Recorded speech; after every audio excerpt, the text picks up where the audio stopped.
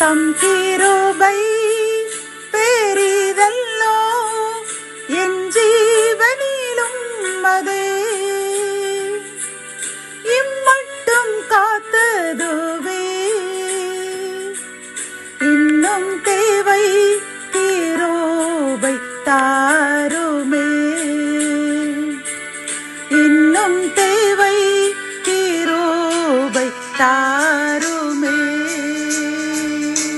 ஆண்டவரும் அருமை இரட்சகருமாகிய இயேசு கிறிஸ்துவின் ஈடு இணையற்ற நாமத்தில் சேனைகளின் கர்த்தர் ஊழியத்தின் மூலம் 23/9/2025 இந்த நாள் உங்களுக்கும் உங்கள் சந்ததிகளுக்கும் ஆசீர்வாதத்தின் நாளாக அமையப் போகிறது என்று மனதார வாழ்த்துகின்றேன்.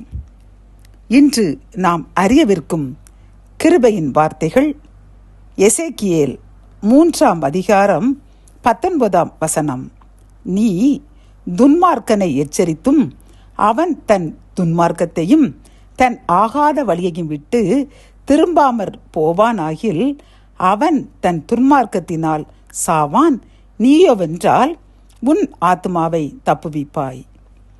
கத்தோலிக்க வேதாகமம் இவ்வாறு கூறுகின்றது: நீ தீயோரை எச்சரித்திருந்தும் அவர்கள் தம் தீச்செயலினின்றும் தம் தீய வழியினின்றும் விலகாமல் இருந்தால் அவர்கள் தம் குற்றப்பழியோடு சாவர், நீயோ உன் உயிரை காத்து கொள்வாய் என்கின்றது. இந்த செய்தியை கேட்டுக்கொண்டிருக்கின்றேன் அன்பு சகோதரனே, சகோதரியே. கர்த்தர் இன்று நம்மிடம் கூறும் கிருபையின் வார்த்தைகள் என்னவென்றால், அதாவது நம்மிடையே வாழ்ந்து கொண்டிருக்கின்ற சகோதரனோ சகோதரியோ துன்மார்க்கத்தில் வாழ்வார்கள். பிறரை பற்றி பழித்து கூறிக்கொண்டே இருப்பார்கள். பிறரை அவமானப்படுத்தி கொண்டு அவர்களை வேதனைப்படுத்தி கொண்டு அவர்களை நிம்மதியற்ற வாழ செய்து கொண்டே இருப்பார்கள். இப்படி அவர்கள் பிறரை நோகடித்து கொண்டு அது தவறு என்று கூட தெரியாமல் கூட சில பேர் செய்வார்கள். அப்படி இருக்கும் பொழுது நாம் அவர்களை எச்சரித்தால் நமக்கு தண்டனை வந்து விடுமோ அல்லது நம்மை எதிர்ப்பார்களோ, நாம் பழிவாங்கப்படுவோமோ என்று நாம் அஞ்சி ஒதுங்கி சென்றோம் என்றால் கர்த்தர் வேதனைப்படுவாராம்.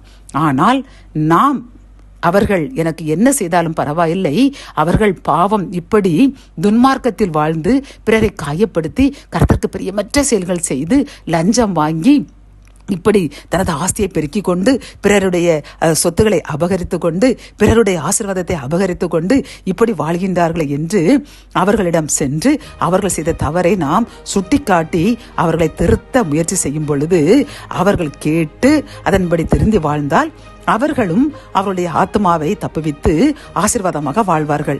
அப்படி இல்லை என்றால் அவர்களை எச்சரித்த நம்மையும் நம் சந்ததியையும் கர்த்தர் ஆசீர்வதிப்பாராம். அவர்கள் மூலமாக துன்பம் வந்தாலும் கூட அதை கர்த்தர் அதை ஆசீர்வாதமாக மாற்றி தருவாராம்.